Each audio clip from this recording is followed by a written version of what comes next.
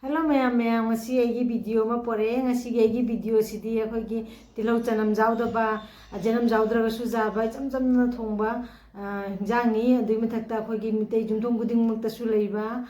marang kaina hojik phangba matam ni khulakta khangde bazar khangde jana marang kaina hongna phangba pochai alu ga fulgobi ga sidi matam prokta khujikti jiki matam siga di soida marang kaina phangbani hongsu hongba bazar da su marang kaina thokko matam ni adu doina pore aina alu ma thongaga fulgobi ma bora tawre adu doina jenghanjarake ai tilau su hap tilau chanam su hapte janam su jaude gise isam jamna jumda leiba masala na hobani ajre ma akhoi no phado nga cha da barmi areidi nga cha ja da matang ga thongda hawbani si tan ga cha su cha ka to na cha ga su hawbani mayam singa si de si na jengmina resi mayam han bada ai asida fulgobi ama laujare fulgobi se ai kok se khara chawi bako chawba se khara lauthokre adubo khara madi jawri ahamada aina fulgobi si alu pilalam pairaga mathaki magi layer ama aina kholothok chare layer se lauthoga piece kaktoini adaba kok se khara ma leiba se sisu soida laga lauthoe fulgobi se ne leiba matam di 600 gram ni adama kok sina chawman gina 600 gram di oidare 300 gram ko iram gadra khangde magi makok se asisina chawba hele ba ko asumane aina ahan bagi layer se ma lauthok chare lauthoga aina piece ka ga se singda khara chame se sing khara hapaga sida phajana chamdhoni phajana chamdhoba matungda aina khang amada ising khara sahalaga thammi khang siga ising je saure ko sauba siga aina thum khara chaisinjare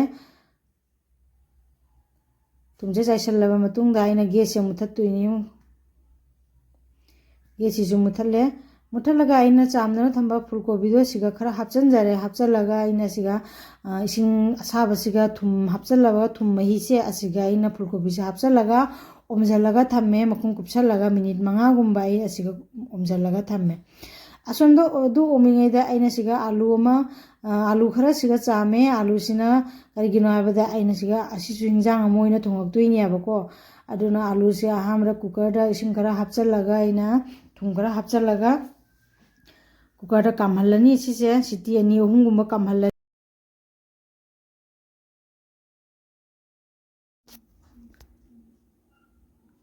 jing stop sigai thangalage hojigi cooker da alu sisu kame kamdana isiga lauthoga thamme bukham amada cooker da gi alu singdo lauthoga siga inghalaga thamme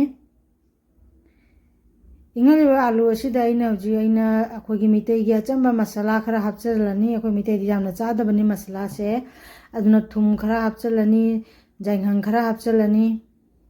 thumdi hapchale tumji phutpada su khara hapkhrabani na jamna haparoi thum khara hape jainghang khara hapchanjare siga jira suba phadigoma suba moroga suba khara chaisalaga phajana tosallaga thamduini ba minute 10 gumba aina asise tosallaga thammani sina pairaga mamtang tawna masala se mane phajana alu singsiga tosallaga thamme aina sida asinga ha minute 10 gumba thaminge gi sida aina sida fulgobi do adugi mu thorang tawrage sida aina patra ma laure asida aina beson khara hapchanjare beson sida aina ata khoi chenggi ata do cheng takpa jam do adu su sida chamos ani khaga ma hapchanjare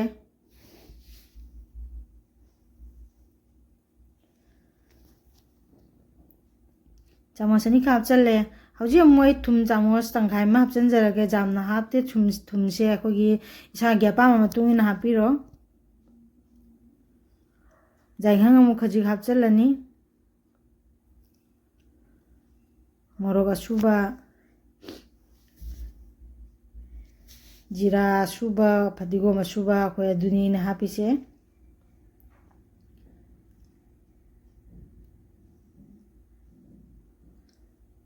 sina khogi methi mana kangbado kasturi methi aina bado aduni de chamos ani ka hapchalle hing khajiga ma hapchanani हिंसु हापचन जरे आइना ꯑꯁꯤ ꯍꯧꯖꯤꯛ ꯑꯩ ꯃꯌꯥꯝ ꯐꯖꯅ ꯇꯧꯔꯒ mix ꯇꯧꯁꯜꯂꯒ ꯇꯣꯠꯂꯅꯤ ꯏꯁꯤꯡ ꯈꯖꯤꯛ ꯈꯖꯤꯛ ꯍꯥꯞꯄꯒ ꯑꯩꯅ ꯃꯤꯛꯁ ꯇꯧꯗꯣꯏꯅꯤ ꯑꯁꯤꯁꯦ ꯃꯤꯛꯁ ꯇꯧꯔꯕ ꯃꯇꯨꯡꯗ ꯑꯃꯨꯛ ꯑꯩ ꯃꯁꯥꯂꯥ ꯑꯅꯤꯈꯛ ꯑꯃꯒ ꯍꯥꯞꯀꯗꯕ ꯂꯩꯔꯤ ꯏꯁꯤꯡ ꯈꯖꯤꯛ ꯈꯖꯤꯛ ꯍꯥꯞꯇ꯭ꯔꯒꯗꯤ ꯃꯥꯏ ꯃꯇꯨꯝ ꯃꯇꯨꯝ ꯇꯥꯅ ꯂꯩꯕꯗꯣ ꯑꯗꯨꯗꯣ ꯅꯨꯡꯉꯥꯏꯇꯕꯗꯣ ꯃꯩꯁꯦ ꯌꯥꯝꯅꯁꯨ ꯂꯥꯡꯍꯜꯂꯣꯏ ꯌꯥꯝꯅꯁꯨ ꯀꯨꯡꯍꯜꯂꯣꯏꯕꯀꯣ ꯍꯧꯖꯤꯛ ꯑꯩ ꯐꯖꯅ ꯃꯤꯛꯁ ꯇꯧꯔꯦ ꯍꯧꯖꯤꯛ ꯑꯩ ꯃꯁꯥꯂꯥ ꯑꯅꯤꯗꯣ ꯍꯥꯞꯆꯔꯒꯦ ꯑꯍꯥꯟꯕꯗ ꯑꯩꯅ ꯑꯖꯋꯥꯏꯟ ꯈꯔ ꯍꯥꯞꯆꯜꯂꯦ ꯑꯖꯋꯥꯏꯟꯁꯦ ꯑꯩꯈꯣꯏ ꯒꯦꯁ ꯑꯣꯏꯗꯅꯕꯒꯤ ꯍꯥꯞꯄꯅꯤ ꯖꯤꯔꯥ ꯃꯄꯨꯝ ꯈꯔ ꯑꯃꯒ ꯍꯥꯞꯆꯔꯒꯦ ꯁꯤ ꯕꯣꯔꯥꯗ ꯖꯤꯔꯥ ꯃꯄꯨꯝꯅ ꯌꯥꯎꯕꯁꯦ ꯍꯥꯎꯕꯅꯤ ꯆꯥꯕꯗ ꯑꯗꯨꯒ ꯑꯩ ꯐꯖꯅ ꯑꯃꯨꯛ ꯃꯤꯛꯁ ꯇꯧꯔꯅꯤ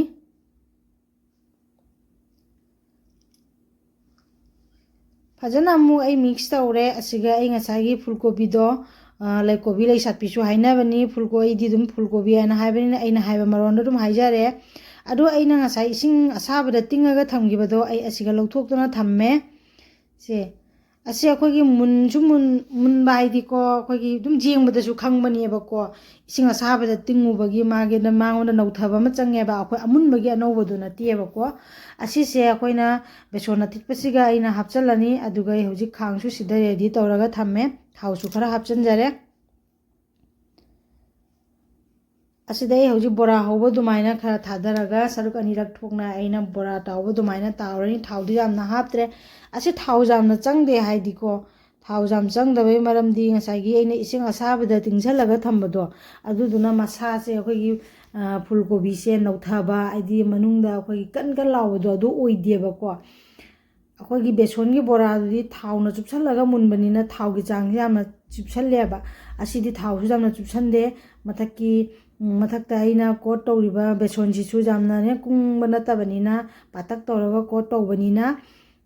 ꯌꯥꯡꯅꯁꯨ ꯃꯨꯜꯂꯦ ꯑꯗꯣ ꯑꯩꯈꯣꯏꯅ ꯑꯉꯥꯡꯁꯤꯡ ꯈꯪꯗꯦ ꯑꯩꯈꯣꯏꯅ ꯆꯥꯕꯗꯁꯨ ꯁꯕꯖꯤꯒꯤ ꯁꯔꯨꯛ ꯆꯥꯕꯅꯤꯅ ꯑꯁꯤꯅ ꯐꯕ꯭ꯔꯥ ꯍꯥꯏꯅ ꯈꯜꯂꯤ ꯑꯗꯨꯗꯒꯤꯗꯤ ꯁꯟꯗꯥꯗ ꯈꯪꯗꯦ ꯑꯩꯈꯣꯏꯅ ꯀꯔꯤꯒꯨꯝꯕ ꯑꯃ ꯆꯥꯅꯤꯡꯉꯛꯄ ꯃꯇꯝꯗ ꯑꯁꯤꯁꯦ ꯑꯗꯨꯝ ꯍꯧꯔꯒꯁꯨ ꯆꯥꯕ ꯌꯥꯔꯦ ꯆꯥꯒꯁꯨ ꯊꯛꯄ ꯌꯥꯔꯦ ꯑꯁꯨꯃꯥꯏꯅ ꯑꯩꯅ ꯍꯧꯔꯦ ꯑꯅꯤꯔꯛ ꯊꯣꯛꯅ ꯍꯧꯔꯒ ꯁꯤ ꯁꯨꯃꯥꯏꯅ ꯇꯧꯔꯒ ꯑꯩꯅ ꯂꯧꯊꯣꯛꯑꯅꯤ ꯍꯧꯖꯤꯛ ꯑꯩꯒꯤ ꯚꯤꯗꯤꯑꯣꯁꯦ ꯌꯥꯝꯅ ꯁꯥꯡꯉꯅꯤ ꯍꯥꯏꯅ ꯑꯩꯅ ꯈꯔꯁꯨ ꯁ꯭ꯀꯤꯞ ꯇꯧꯔꯦꯀꯣ ꯁꯨꯃꯥꯏꯅ ꯂꯧꯊꯣꯛꯆꯔꯦ ꯑꯩꯒꯤ ꯄꯀꯣꯔꯥꯁꯤꯗꯤ ꯀꯣꯕꯤ ꯕꯣꯔꯥꯁꯤꯗꯤ ꯂꯣꯏꯔꯦ ꯔꯦꯗꯤ ꯑꯣꯏꯔꯦ ꯑꯍꯥꯟꯕꯒꯤ ꯈꯦꯞ ꯑꯃ ꯂꯧꯊꯣꯛꯑꯦ ꯍꯧꯖꯤꯛ ꯑꯃꯨꯛ ꯈꯔ ꯑꯃ ꯍꯥꯞꯄꯒ ꯑꯩ ꯍꯧꯔꯦ ꯑꯁꯨꯃꯥꯏꯅ ꯑꯩ ꯑꯅꯤꯔꯛ ꯊꯣꯛꯅ ꯕꯣꯔꯥꯁꯦ ꯇꯧꯖꯔꯦ ꯃꯌꯥꯝꯁꯨ ꯑꯃꯨꯛꯇꯪ ꯇ꯭ꯔꯥꯏ ꯇꯧꯕꯤꯔꯣ ꯃꯌꯥꯝꯁꯨ ꯍꯣꯠꯅꯔꯝꯒꯅꯤ ꯆꯥꯅꯔꯝꯒꯅꯤ ꯑꯩꯅ ꯍꯧꯕꯒꯤ ꯃꯑꯣꯡꯁꯤꯅ ꯀꯃꯥꯏꯅ ꯇꯧꯕ ꯑꯗꯨꯁꯨ ꯈꯔ ꯍꯥꯏꯕꯤꯔꯛꯎ ꯃꯌꯥꯝ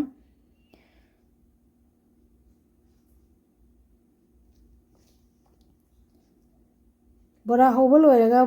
ꯕꯣꯔꯥ ꯍꯧꯈ꯭ꯔꯒ ꯂꯦꯝꯍꯧꯕ ꯊꯥꯎꯗꯣ ꯑꯗꯨꯒ ꯑꯩ ꯑꯃꯨꯛ ꯑꯥꯂꯨꯗꯣ ꯑꯃꯨꯛ ꯊꯣꯡꯉꯅꯤ ꯕꯣꯔꯥꯁꯦ ꯍꯥꯎꯕꯗꯤ ꯍꯥꯎꯕꯅꯤꯀꯣ ꯌꯥꯝꯅꯁꯦ ꯀ꯭ꯔꯟꯆꯤꯁꯨ ꯑꯣꯏꯕꯅꯦꯕ ꯆꯦꯡ ꯃꯀꯨꯞ ꯈꯔ ꯌꯥꯎꯈꯤꯕꯗꯨꯅ ꯑꯁꯤꯗ ꯑꯩ ꯍꯧꯖꯤꯛ ꯈꯥꯡꯗꯣ ꯑꯃꯨꯛ ꯔꯦꯗꯤ ꯑꯣꯏꯔꯦ ꯑꯁꯤꯗ ꯑꯩ ꯑꯍꯥꯟꯕꯗ ꯖꯤꯔꯥ ꯃꯄꯨꯝ ꯈꯔ ꯍꯥꯞꯆꯤꯟꯖꯔꯦ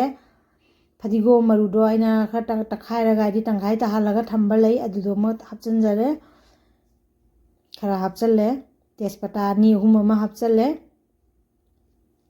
असे मेथी मना अकंबदो अदुसु खरा हापचनजरे मोरो अतेक खरा असोइब खरा अमसु हापचल्ले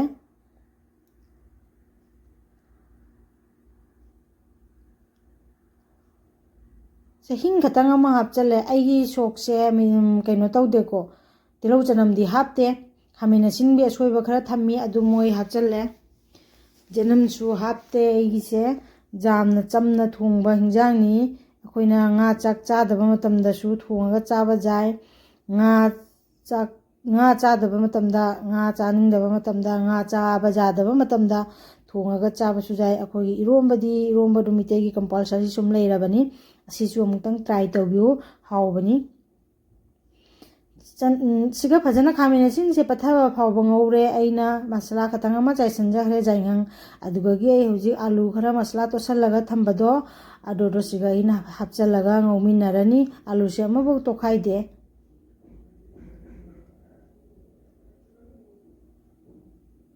ai siga jaingang khatang tani ko hapchan khriba kadigino aidi alu siga masala to san khrabani na ne ai jamna haptreba ko chamtang na thongbani na de moro atek pasu khara soiraga hapkhibani na ne असे फजन ngawraga aina ising khara hapani ahamada ising ji kitang masala se kaino gravy type to maina oibagi khatang kha mai masala hapkhibodo ꯁꯟꯗꯣꯛꯑꯒ mix ꯇꯧꯅꯕꯒꯤ ꯍꯥꯏꯗꯅꯅꯦ ꯏꯁꯤꯡ ꯈꯇꯪ ꯍꯥꯞꯆꯤꯟꯖꯔꯦ ꯑꯗꯨꯒ ꯑꯃꯨꯛ ꯉꯧꯃꯤꯟꯅꯔꯦ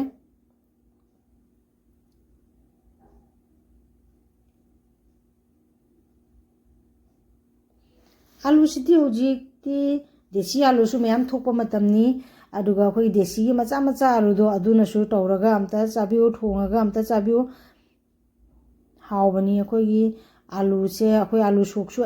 अयामना चानरी ngतनी अइना सोक तौबगी मवोंगसे असिगासु अमतंग try तौबियो अइना हापकदबा इसिंगी चांगदो हौजिक हापचलनी अइ खांगसे लेंगे खरा लेंगिसे अइ चुलागी स्टैंड से खतंग नुंगाइते अदुदुननी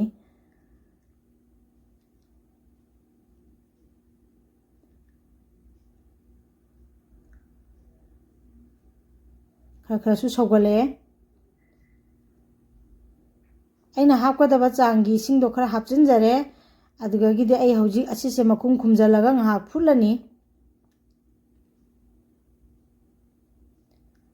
हौजिक मुल्ले अइगी हिंजांगसे मखुमसु हांगदोए हिंजांगसु रेडी ओइरे अदुना अइ हौजिक असिदा मैसु लैथरे फिर फदिगोम खरा चाइसनजरगे फदिगोम चाइसलबनिना अइगी हिंजांगसे लोइरे हौजिक खाइदोकदो तंगाइरे